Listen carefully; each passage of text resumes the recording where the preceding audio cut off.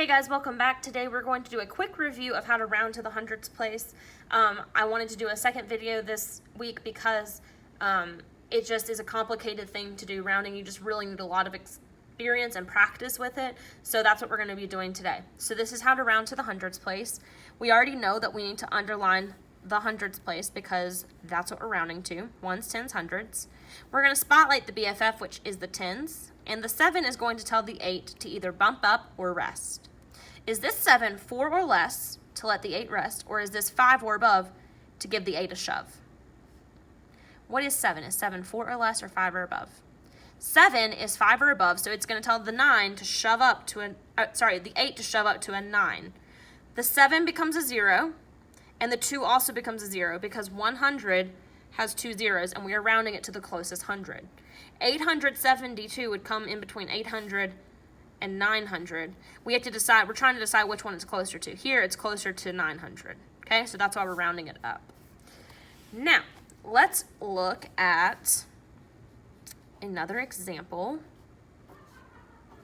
All right, here we're going to round to the hundredths place as well. Let's underline the 2 because that's in the hundredths place and spotlight the 4.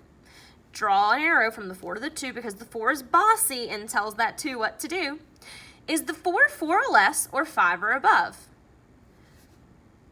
This is 4 or less, so it's telling the 2 to rest. So it's just going to stay at 2. It's never going to bump down, okay? The 2 is never going to bump down to the number below that because it's in between 200 and 300, okay? So it's going to round either to 200 or 300. Those are the closest hundreds that it comes in between. So the 4 and the 6 are going to both become zeros because 100 has 2 zeros in it, and our answer for this would be 200. All right, let's do a 4-digit number or 2 just to refresh our memories because I know it's easy to forget. We are still rounding to the hundreds, so you guessed it, we're going to underline the hundreds place, ones, tens, hundreds, and we're going to spotlight the tens place. The 8 is going to tell the 5 to do what? Bump up or rest. Is this 4 or less or 5 or above? It's 5 or above, so we're going to give this 5 a shove up to a 6. The 8 becomes a 0 and the 6 becomes a 0 because 100 has 2 zeros in it. And we're going to just drop this 3 and the comma straight down.